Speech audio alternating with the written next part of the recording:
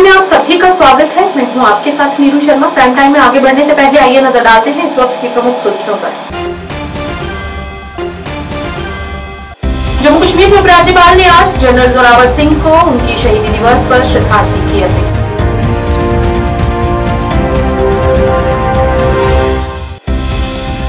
पशुपालन विभाग जम्मू ने आज राष्ट्रीय रोग नियंत्रण कार्यक्रम के तहत जिला जम्मू में एफएमडी टीकाकरण के 5वें चरण का किया शुभारंभ।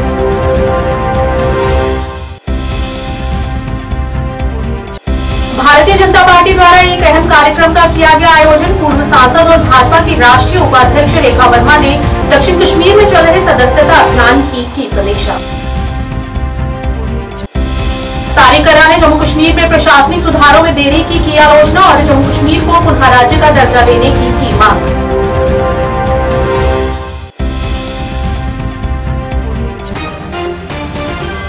अब समाचार विस्तार से। जम्मू कश्मीर के उपराज्यपाल मनोज सिन्हा ने जनरल जोरावर सिंह शहीदी दिवस स्मारक कार्यक्रम के सिलसिले में गुलशन ग्राउंड गांधीनगर जम्मू का दौरा किया और जनरल जोरावर सिंह को श्रद्धांजलि अर्पित की। उपराज्यपाल ने कहा कि उनकी दूरदृष्टि और मूल्य हमें समाज के उन वर्गों के लिए काम करने के लिए खुद को फिर से समर्पित करने का मार्गदर्शन प्रदान करते हैं जो पीछे छूट गए हैं, और कहा कि समानता और सामाजिक न्याय सरकार की सर्वोच्च प्राथमिकता है। और वहीं इस दौरान उन्होंने ये भी कहा कि पिछले 5 वर्षों में बुनियादी ढांचे के विकास की गति कई गुना बढ़ गई है और दशकों से रुकी हुई सैकड़ों परियोजनाओं को तेजी से आगे बढ़ाया जा रहा है।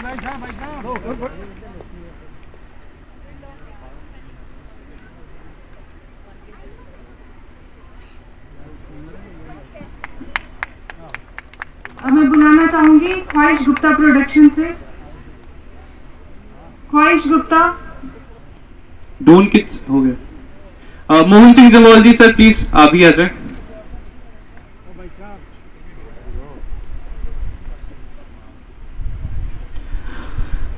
तो इन सब की वजह से आज के कार्यक्रम सफल हो पाया है, तो मैं चाहूंगा कि प्लीज तालियां बजती रहनी चाहिए। तालियों में कोई कमी या कंजूसी नहीं होनी चाहिए, तो प्लीज तालियां। एंड जितेंद्र सिंह जी जो ऑस्ट्रेलिया से हैं सर आप भी आ जाए प्लीज। जम्मू तो है जान हमारी, सांसें है कश्मीर से। जम्मू तो है जान हमारी, सांसें है कश्मीर से।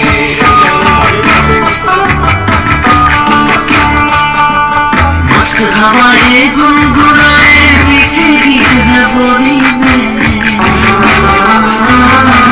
तुझे अपना करते हैं भगा सके तो झोली में।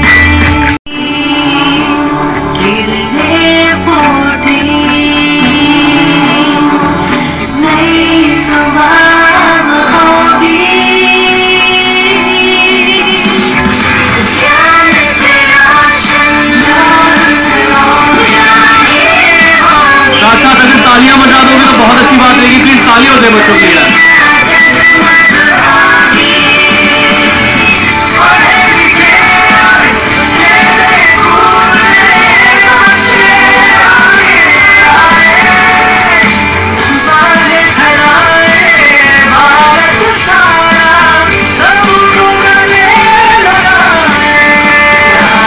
पाकिस्तान के सैन्य अभियान उत्तम सूझबूझ, मिलिट्री स्ट्रेटजी तथा दृढ़ इच्छा शक्ति का प्रमाण स्पष्ट रूप से हम देखते हैं।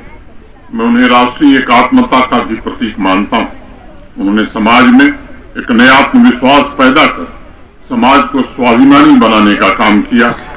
राष्ट्र सेवा में किस तरह की चुनौतियां आती हैं, किस प्रकार साहस तथा दृढ़ इच्छा शक्ति से उन चुनौतियों पर विजय पाकर अपनी सफलता का पताका फहराया जा सकता है, यह बात जनरल जोरावर सिंह जी की गाथा से सीखने को मिलती है। भारत के आदरणीय प्रधानमंत्री श्रीमान नरेंद्र मोदी जी के नेतृत्व में पिछले 10 वर्षों में ये प्रयास हुए हैं कि जनरल जोरावर सिंह जी जैसे राष्ट्र के महान व्यक्तित्वों का आदर्श राष्ट्र की ताकत बने। उन्होंने औपचारिक अवशेषों को समाप्त कर अपने महापुरुषों की विरासत को पुनर्जीवित का एक नया संकल्प भारत में लिया। माननीय प्रधानमंत्री जी ने आर्थिक रूप से भारत को दुनिया की एक प्रमुख ताकत बनाने में जहां सफलता पाई है, वहीं समाज में ऐसे वातावरण का भी निर्माण किया है जिसमें बिना किसी भेदभाव के प्रत्येक नागरिक को अपनी रचनात्मक भूमिका निभाने का भी समान अवसर प्राप्त हो। जम्मू कश्मीर में भी पिछले वर्षों में आया परिवर्तन इस बात का जीवन प्रमाण है। इस केंद्र शासित प्रदेश से भेदभाव कैसे समाप्त हो, समावेशी विकास की दिशा में जम्मू कश्मीर कैसे आगे बढ़े, इस दिशा में अनेक निर्णय हुए और उससे आम आदमी की शासन व्यवस्था में आस्था मजबूत भी हुई। पिछले कुछ वर्षों में जमीनी स्तर पर लोकतंत्र की जड़ें गहरी हुई हैं और लोकतंत्र के आदर्श तथा भारत के संविधान में निहित मूल्य हमारी चेतना का अहम हिस्सा बनने लगे। माननीय प्रधानमंत्री जी के नेतृत्व में एक ऐसे जम्मू कश्मीर की ओर हम अग्रसर हुए हैं जहां समता, अवसरों की समानता तथा सामाजिक न्याय को प्राथमिकता दी गई। गांव हो या शहर, इनके बदलाव को अगर आप देखेंगे तो स्पष्ट रूप से नजर आएगा कि बुनियादी सुविधाओं और आम नागरिकों की आकांक्षाओं के बीच का अंतर कैसे कम किया जाए, इसके लिए प्रयत्न हुआ। मैं मानता हूं जनरल जोरावर सिंह जी जैसे महान व्यक्तित्वों के त्याग के पीछे सबसे बड़ा जो संकल्प है, समाज में सद्भाव, शांति और समृद्धि स्थापित करना है। उनकी आंखों में अखंड भारत और उसमें बसी एकता का सपना सदैव लहराता था और इसी उद्देश्य के साथ लंबे समय से चल रही भेदभाव की व्यवस्था और उस कलंक को जम्मू कश्मीर से समाप्त करने का काम हुआ। प्रत्येक नागरिक प्रशासन की नीतियों, नियत और निर्णय के केंद्र में रहे ये व्यवस्था निर्मित करने का प्रयत्न हुआ। आप सब जानते हैं कि पश्चिमी पाकिस्तान तथा पाक अधिकृत जम्मू कश्मीर के विस्थापितों के अलावा समाज के अनेक कमजोर वर्गों के अस्तित्व को मिटाने की कैसी कैसी साजिशें यहाँ हुई, लेकिन संकल्प शक्ति के द्वारा ऐसे परिवार जिन्हें अभी तक उनके हक से वंचित रखा गया, उन्हें ताकत मिले, इसका प्रयत्न हुआ। दशकों से असंतुलित विकास झेल रहे क्षेत्रों को समाज की मुख्य धारा से जोड़ने का प्रयत्न हुआ है। आम नागरिकों के हितों के लिए नई संकल्प शक्ति के साथ काम किया जाए। योगी निदेशक पशुपालन विभाग जम्मू डॉक्टर वहीदा परवीन ने आज जम्मू जिले में वीएस चट्ठा के अधिकार क्षेत्र के तहत चट्ठा क्षेत्र के हक्कल गांव में एफएमडी टीकाकरण कार्यक्रम की शुरुआत की। कार्यक्रम में उनके साथ संयुक्त निदेशक डॉक्टर तारिक परवेज, सीएएचओ जम्मू डॉक्टर जाहिद सलीम और एलडीओ आरएसपुरा डॉक्टर मुदस्सर नजर भी उपस्थित रहे। निदेशक एएचडी जम्मू ने एफएमडी टीकाकरण के लाभों के बारे में विस्तृत जानकारी दी और किसानों से सहयोगकर्मी और आर्थिक नुकसान को रोकने के लिए मुफ्त टीके का लाभ उठाने की अपील की।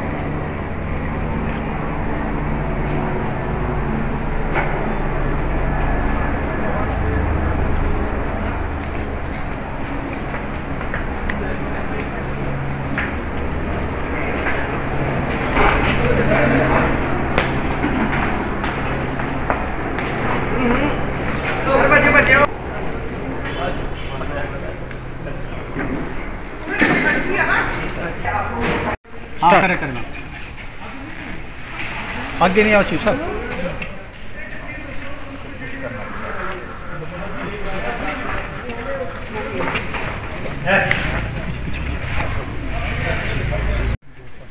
चलो आज हमने यहाँ पे एफएमडी वैक्सीन का स्टार्ट किया, आगाज़ किया यहाँ से कैप्टन साहब के इस फॉर्म से, और ये जो है हमारा 5th फेज़ है एफएमडी वैक्सीनेशन का। पिछले साल भी हमने तकरीबन पूरे जम्मू कश्मीर में, आज हमारा जम्मू कश्मीर का रादर हम बोल सकते हैं कि पूरे इंडिया में ये स्टार्ट हो गया है एफएमडी वैक्सीनेशन। ये बहुत ही ड्रेडफुल डिज़ीज़ है और ये एक वायरस से होती है, लेकिन ये जो डिज़ीज़ है हम चाहते हैं कि ये रेंडरपेस्ट की तरह ये भी इरेडिकेट हो जाए। ये दिन रात हमारे जो ये मेरी जो आर्मी है, मैं तो इनको शाबाशी के ये मुस्तहिक है कि इतनी मेहनत ये इस वक्त कर रहे हैं। शायद हम मेरे साथ ये सारे इस बात को मानने के लिए तैयार हैं कि ये दिन रात 24/7 ये सोल्जर्स की तरह खड़े होते हैं और हमारे फार्मर्स की हेल्प कर रहे हैं हर तरह से। आपको ये जान के खुशी होगी, ये सिर्फ एक एफएमडी वैक्सीनेशन नहीं, मेरा जो डॉक्टर है, मेरा पैरा स्टाफ जो है इस वक्त कम से कम 10 से 12 स्कीम्स को एट ए टाइम चला रहा है। उसमें वैक्सीनेशन है, इंश्योरेंस है, उसके बाद नैप है, एआई है। एआई में अब हमारा दूसरा किस्म का एआई आ रहा है, एबीआईपी का, जिसमें सिर्फ 99% तकरीबन फीमेल जो आ रही हैं। उसके बाद हमारा अभी सेंसस स्टार्ट हो गया है। हम तो चाहते हैं कि ये सेंसस में सबसे यही अपने मुलाजमों से यही बोलना चाहती हूँ कि ये जो सेंसस है अच्छी तरह से कीजिए ताकि हमारे फार्मर्स को कंप्लीट इनके एनिमल सेंसस में आ जाएं और जो सेंट्रल गवर्नमेंट की जितनी भी स्कीम्स हैं वो स्कीम्स हम इन सबको दे दें, कोई भी उसमें नहीं छूटना चाहिए। हमारा जो है ये पिछले साल भी हमने तकरीबन 32 लाख के करीब किया था। ये 16,000 हमारा ये 2 बार होती है, साल में 2 बार होती है। 16 लाख हमने एक राउंड में किया, 16 लाख दूसरे में, और अभी जो हमारा टारगेट है 16 लाख का और है जम्मू प्रोविंस में। उसमें हमारा ये जो जम्मू आज हमने स्टार्ट किया, तो मैं अल्लाह ताला से दुआ करती हूँ कि ये हमारा कामयाब हो जाए और एक भी एनिमल हमारा सफ़र ना हो। यहाँ हमने इस राउंड में जो है 5th राउंड में 2,60,000 वैक्सीनेशन करनी है। तो इसीलिए मैं सब फार्मर भाइयों से, ताकि हमारे यहाँ पे फार्मर भाई हैं अपने आगे भी, वो मैं हमेशा से बोलती जा रही हूँ, एक फार्मर भाई को मैं बोलती हूँ तो 1000। भाजपा ने एक महत्वपूर्ण कार्यक्रम का आयोजन किया जहां पूर्व सांसद भाजपा के राष्ट्रीय उपाध्यक्ष रेखा वर्मा और जम्मू कश्मीर के सदस्यता प्रभारी मनीष खजूरिया ने दक्षिण कश्मीर में चल रहे सदस्यता अभियान की समीक्षा की। दक्षिण कश्मीर के प्रमुख नेता, जिला अध्यक्ष एडवोकेट वजाहत, प्रवक्ता अल्ताफ ठाकुर, वीर जी सराफ और अन्य उपस्थित रहे। इस दौरान उन्हें सलाह दी गई कि वे इस चल रही सदस्यता को सफलतापूर्वक संपन्न करने और क्षेत्र में सभी पहलुओं में भाजपा के नैतिक उत्थान के लिए सतर्क रहें। 5,954 पिछले 3 दिनों में हमें हर विधानसभा के अंदर 5-5, 10-10, 20-20, 25 से 30 लोगों को सक्रिय करते हुए अगले 3.5 दिन केवल सदस्यता करनी है। अल्ताफ जी ने कश्मीर का एक टारगेट लिया था और मुझे पूर्ण विश्वास है कि उस टारगेट से भी हम कहीं अधिक निकल जाएंगे, लेकिन उसके लिए हमें प्रयास करना पड़ेगा। बारंबार अपना अनुरोध है कि आप सब लोग जिस प्रकार, जिस शिद्दत के साथ पार्टी के काम में जुटे, नहीं रहती कभी साहिल के अरमानों से वाबस्ता, हमारी कश्तियां रहती है तूफान। हमारी इस बैठक में हमारे बीच में बहुत ही सीनियर सदस्यता अभियान को, इसको प्रमुखता से समझते हुए हम 3 दिन का ऐसा अपना एक टाइम टेबल बनाएं, अपना कार्यक्रम बनाएं, जो हमें लक्ष्य मिला है उसको हम पूरा कर लें। मैं अपनी बात इसलिए बताती हूँ कि हमारे कार्यकर्ता सच था, तो वहाँ के लोगों ने बड़ा प्रेशर बनाया कि नहीं मैडम, उसके जितने दल थे, जब मेरी घोषणा हुई तो उन्होंने कहा बहुत अच्छा हुआ, इसको टिकान हो गया, इसको टिकट दे दिया। एचएम साहब के चुनाव में हमें अच्छी सफलता मिली है, जनता जनार्दन का बड़ा सहयोग मिला है, और जहाँ पे हम चुनाव नहीं जीत पाए हैं वहाँ पे हम समीक्षा कर रहे हैं और मजबूती के साथ आगे लड़ेंगे। सदस्यता अभियान पूरे देश में चल रहा है और हमारी पार्टी 6 साल में सदस्यता अभियान को लेती है और हम अपने परिवार को बढ़ाते हैं, लोगों को सदस्य अपनी पार्टी का बनाते हैं और अपने परिवार से जोड़ते हैं, अपनी पार्टी की विचारधारा से जोड़ते हैं। हमारे संगठन को मजबूत करने के लिए सदस्यता अभियान, हमारा जो संगठन है वो प्रदेश से लेके, जिले से लेके, मंडल से लेके बूथ तक की जो कमेटी है, उस कमेटी के माध्यम से हम सदस्यता अभियान करवाते हैं और आगे इसी सदस्यता अभियान को सक्रिय सदस्यता अभियान से जोड़ते हुए चुनाव, अपना जो पार्टी का होता है उसको चुनाव को कराते हैं। हम अपने संगठन को मजबूत करते हैं इसके माध्यम से। देखिए, मैं उनके बारे में क्या बोलूँ, मुझे इतना पता है कि पूरी देश की जनता जनार्दन भारतीय जनता पार्टी के साथ खड़ी है, पूरा सहयोग कर रही है। हमने कई राज्यों में चुनाव जीता है और अच्छी सफलता के साथ जीता है। हमने वहाँ सरकारें बनाई हैं। जिस तरह से नरेंद्र भाई मोदी जी काम कर रहे हैं, पूरे देश की जनता उनका सहयोग कर रही है और आशीर्वाद दे रही है। जम्मू कश्मीर कांग्रेस प्रमुख तारिक कर्रा ने गुरुवार को जम्मू कश्मीर के लिए राज्य का दर्जा बहाल करने के लिए पार्टी की प्रतिबद्धता दोहराई और कहा कि चुनाव से पहले और बाद में यह मांग पार्टी के लिए लगातार प्राथमिकता रही है। पत्रकारों से बात करते हुए कर्रा ने कहा कि कांग्रेस नेता राहुल गांधी पहले ही संसद के अंदर और बाहर जम्मू कश्मीर के राज्य के लिए लड़ने की कसम खा चुके हैं। हमारी पार्टी चुनाव से बहुत पहले से राज्य का दर्जा बहाल करने की मांग कर रही है, जबकि अब सभी पार्टियां इसकी मांग कर रही हैं। राज्य के मुद्दे पर राजनीतिक दलों के बीच चल रहे मतभेदों के बारे में पूछे जाने पर कर्रा ने टिप्पणी करने से परहेज किया। हालांकि उन्होंने जम्मू कश्मीर के लिए व्यावसायिक नियम जारी करने में देरी पर असंतोष भी व्यक्त किया है। देखिए, आज हम हमारे जो लेजेंडरी लीडर्स हैं उनको याद करने के वास्ते एक कमेमोरेटिव मीटिंग है, जिसमें गुलाम मोहम्मद सादिक साहब हैं, सईद मीर कासिम साहब हैं, गुलाम मोहम्मद मीर लसजन साहब हैं। तो आज उन तीनों अजीम शख्सियतों का कांग्रेस से जो ताल्लुक़ रखते हैं, उनका आज डेथ एनिवर्सरी है, तो उसी सिलसिले में आज हम यहाँ जमा हो रहे हैं। सर कैसे इस स्टेटमेंट को देखते हैं, क्योंकि राहुल गांधी को बताया गया कि वो देशद्रोही है बीजेपी की तरफ से, उस पर क्या बताएंगे आप? नहीं, ये जिन लोगों ने बताया है वो तो उनका अगर किरदार देखा जाए तो प्री इंडिपेंडेंस डे से ही शकावर है। जो लोग अंग्रेजों के मुखबिर रहे हों वो किसी को क्या सर्टिफिकेट दे सकते हैं। नो ट्रस्ट वोट अभी डंकर साहब के खिलाफ लाया गया है, तो आपको लगता है कि ये मैसेज कन्वे की जा रही है कि अपोजिशन की बात नहीं सुनी जा रही है? तो देखिए, सबसे पहले तो ये बिल्कुल सही है कि अपोजिशन की बात नहीं सुनी जा रही है, जिसमें अहम किरदार होता है चेयरमैन का या स्पीकर का। जहां तक चेयरमैन साहब का ताल्लुक है, with all due respects to the chair, उनका पर्सनल जो किरदार है वो बहुत ही पार्टिजन है। वो तो कुर्सी पे बैठ के जैसे बीजेपी के या आरएसएस के संचालक की तरह काम कर रहे हैं वहाँ पे, तो उस हिसाब से मेरे ख्याल में ये एक सही मैसेज है कि यहाँ पे अभी मजीद जो आरएसएस और बीजेपी का एजेंडा चलाने की सरकारी तौर या आईनी तौर जो कोशिश की जा रही है उसको अब इजाज़त नहीं दी जाएगी। इंडिया ब्लॉक पर कहीं ना कहीं दरारें पड़ती हुई नजर आ रही है। उसमें ममता बनर्जी ने पहले ही एक स्टेटमेंट दिया, उसमें अब दिल्ली सरकार जो है अरविंद केजरीवाल की तरफ से भी ये बताया गया है कि हम पार्ट एंड पार्सल नहीं है इंडिया ब्लॉक के। उसको कैसे देखते हैं? देखिए, ये चीज़ें डेमोक्रेटिक सेटअप में एग्रीमेंट्स और डिसएग्रीमेंट्स होते रहते हैं, इसको उतना अहमियत नहीं दी जानी चाहिए। जहाँ पे डिसएग्रीमेंट्स हैं वहाँ पे एग्रीमेंट्स भी क्रिएट किए जा सकते हैं, तो ये कोई बड़ी बात नहीं इस वक्त हमारे सामने। जम्मू कश्मीर पीडीपी नेता और बड़गाम निर्वाचन क्षेत्र प्रभारी ने कार्यकारी अभियंता जलशक्ति, कार्यकारी अभियंता पीडीडी, मुख्य चिकित्सा अधिकारी बड़गाम से मुलाकात की और इन विभागों की व्यवस्थाओं पर चर्चा करने के लिए एक बैठक भी की। बैठक के दौरान आगा मुंतजिर ने बड़गाम निर्वाचन क्षेत्र में जलापूर्ति, बिजली आपूर्ति और चिकित्सा व्यवस्था के संबंध में विभाग प्रमुखों के साथ विस्तृत विचार विमर्श किया। आगा मुंतजिर ने सार्वजनिक सेवा के प्रति उनके प्रयासों की सराहना की और उन्हें स्वीकार करते हुए अधिकारियों से विशेष रूप से इन सर्दियों के दिनों में बड़गाम में बाधित आपूर्ति सुनिश्चित करने का आग्रह किया।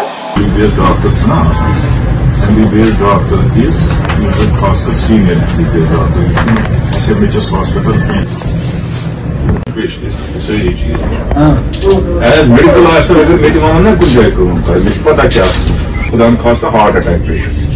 जीडीसी बारामूला में पोषण भी बढ़ाई भी थीम पर चल रहे ICDS कार्यक्रम के तहत चौथे दिन भी कई गतिविधियां आयोजित की गई। इस अवसर पर अतिथियों में बारामूला के जिला प्रोग्रामिंग अधिकारी याल अली खान और वागूरा से ICDS अधिकारी गुलाम मोहम्मद डार शामिल हुए। कार्यक्रम के दौरान DPO ने पोषण भी बढ़ाई भी कार्यक्रम के उद्देश्यों पर भी प्रकाश डाला, जिसका उद्देश्य राष्ट्रीय शिक्षा नीति 2020 के साथ पूरी तरह से संरेखित एक जीवंत और प्रभावी प्रारंभिक बचपन देखभाल और शिक्षा प्रणाली बनाना है, जिसमें हमारा पहला बैच जो है जो 9 दिसंबर को स्टार्ट हुआ और वो 12 दिसंबर तक चला।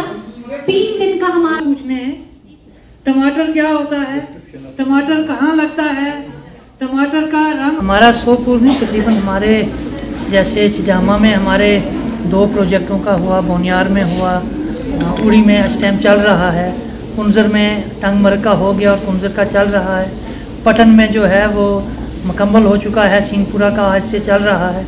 इसी तरीके से बारामूला में जो नारवा प्रोजेक्ट है उसका मुकम्मल हो गया है। अब नारवा के बाद दूसरा प्रोजेक्ट जो हमने इस जगह पे इस लोकेशन पे रखा हुआ था वो है हमारा वागोरा प्रोजेक्ट। तो इस तरीके से हमने जितने भी हमारे आंगनवाड़ी वर्कर्स हैं, हम आंगनवाड़ी वर्कर्स को ट्रेन करवा रहे हैं कि इन्होंने छोटे बच्चों को कैसे, एक तो वालिदैन को कैसे अवेयर करना है कि बच्चे की देख रेख कैसे करनी है, और दूसरा बच्चे को जो प्री प्राइमरी एजुकेशन जो है, जो एलिमेंट्री एजुकेशन जो है वो कैसे देनी है। ये दोनों चीज़ों के बारे में आज ट्रेनिंग कर रही हूँ। सर जो यहाँ पर ये हमारा ट्रेनिंग प्रोग्राम चल रहा है, 3 डेज़ का ट्रेनिंग प्रोग्राम है जिसका नाम पोषण भी पढ़ाई भी है। ये एक अच्छा इनिशिएटिव लिया गया है आंगनवाड़ी वर्कर्स के लिए। इसमें हमें ये सिखाया गया है कि इस ट्रेनिंग प्रोग्राम में कि हम कैसे 0 to 6 ईयर एज में हम कैसे स्टिमुलेशन करेंगे बच्चों की, और हम कैसे उनको अर्ली चाइल्ड केयर एजुकेशन देंगे।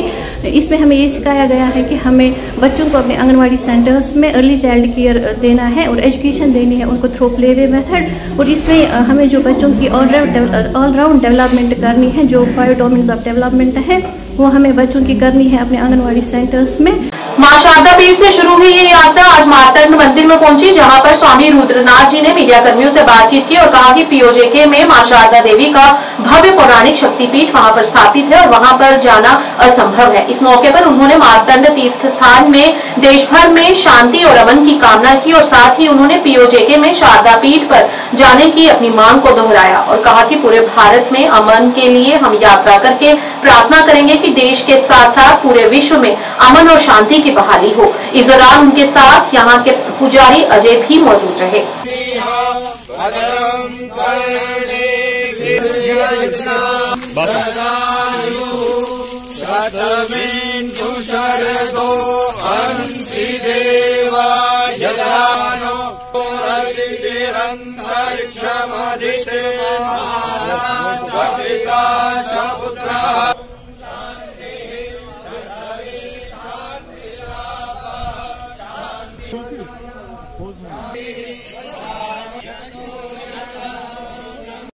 बारह वर्ष में 2 बार एक सरकार का कार्यकाल पूरा हो जाता है, एक टेन्योर पूरा हो जाता है। तो 2 बार कार्यकाल पूरा होना मतलब कि देश और दुनिया को एक दिशा मिलती है। अब यहाँ पर हमको ऐसा लगता है कि आज के समय में हमारे पास महालक्ष्मी के रूप में बहुत सारी संपदा हो जाएगी, भारत विकसित बन सकता है और साथ ही साथ महाकाली की कृपा से बहुत सारे अस्त्र शस्त्र भी बन जाएंगे। लेकिन जब तक हम लोगों के पास माँ शारदा यानी सरस्वती ज्ञान की देवी की कृपा नहीं होगी और हमें ये नहीं पता होगा कि उस अच्छे धन और अच्छी शक्ति का प्रयोग कैसे करना है, तो अच्छा नहीं होगा। और हम देख रहे हैं कि पाकिस्तान ऑक्युपाइड कश्मीर के अंदर हमारी शारदा पीठ माँ भगवती का दिव्य स्थल है, वो आज भी हम लोगों के लिए एक्सेस नहीं है, वहाँ हम लोग जा नहीं पाते हैं। हिंदू धर्म स्थल है, आस्था का केंद्र है और हमें ऐसा लगता है एक तरह से कि सनातन की ज्ञान ज्योति जो नॉलेज की पावर है उसको कहीं ना कहीं एक तरीके से एक बंधन में है। तो हमने एक प्रयोग किया है सनातन संस्कृति अखंड भारत। अखंड भारत कैसा है? भारत है ये, हम सब की माँ है, भारत माँ है।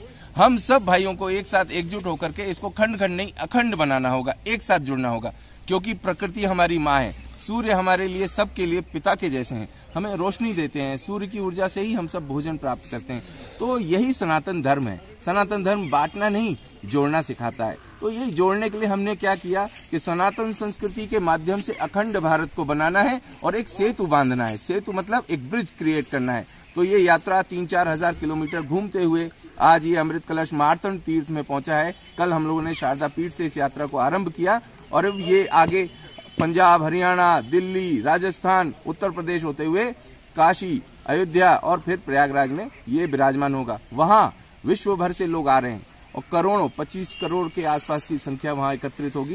तो आप ऐसा समझिएगा कि एक साथ करोड़ों लोगों तक एक ज्योति पहुंचेगी ज्ञान की कि अगले 12 वर्ष के अंदर हमें हमारी धरती माँ को बचाना है और हम सबको एक होकर के न केवल भारत को ही अपितु पूरे विश्व को शांति और बंधुत्व का संदेश देना है। उदास मार्ग संस्था आरएसपुरा के 22वें गुरु बाबा दीवान साहब जी महाराज का 102वां प्रकाशोत्सव गुरुवार को आरएसपुरा में श्रद्धापूर्वक तरीके के साथ मनाया गया।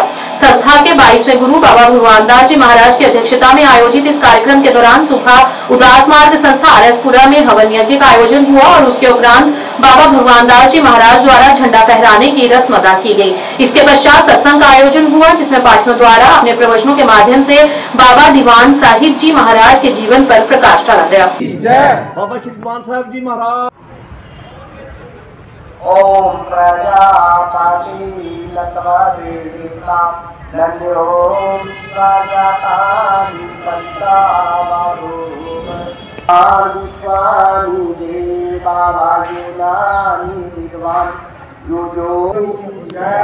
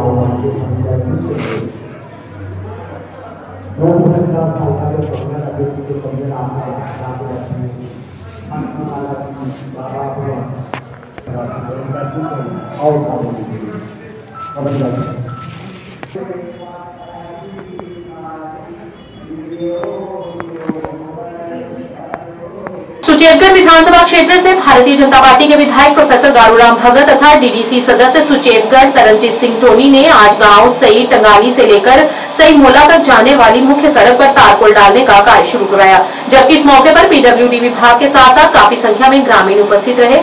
इससे पहले गाँव में पहुँचने पर स्थानीय लोगों द्वारा दोनों ही नेताओं का जोरदार तरीके के साथ स्वागत किया गया तथा गाँव की अन्य समस्याओं के बारे में भी उन्हें जानकारी दी गयी।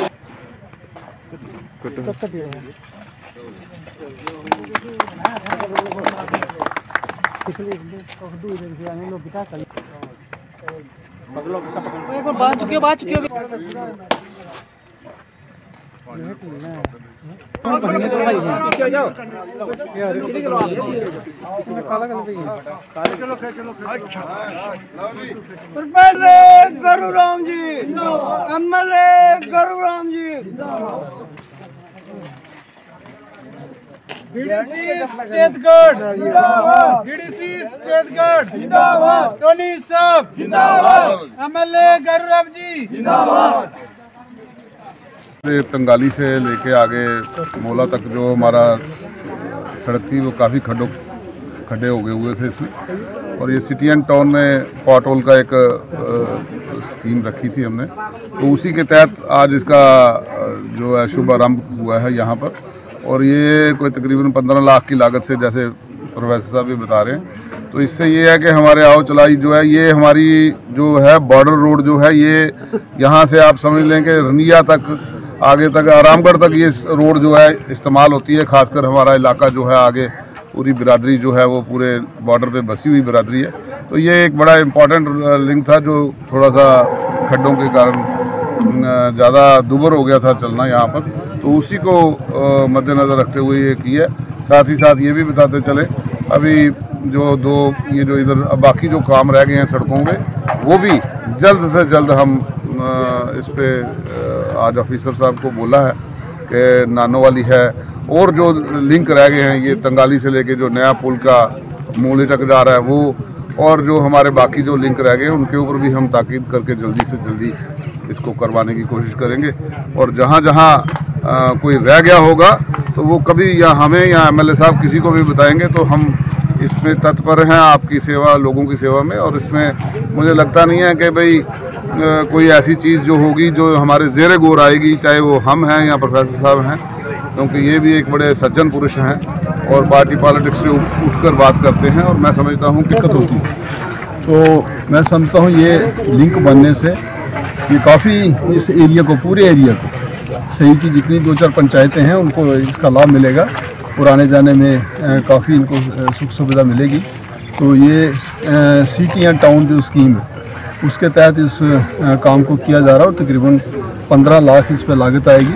और हमारे साथ हमारे honourable DDC member Taranjeet Singh Tony ji और यहाँ के लंबड़दार साहब, सभी यहाँ के मौजूद लोग यहाँ मौजूद है। आप देख रहे हैं कि लोग काफ़ी खुश हैं, क्योंकि ये इस रोड पे काफ़ी ट्रैफिक का काफ़ी आना जाना है, तो ये रोड बनने से काफ़ी इस एरिया को बहुत ज़्यादा लाभ होगा, बहुत ज़्यादा इसका फायदा। प्राइम टाइम के आज के इस अंक में इतना ही। नया अंक लेकर फिर हाजिर होंगे, तब तक के लिए दीजिए इजाजत। नमस्कार।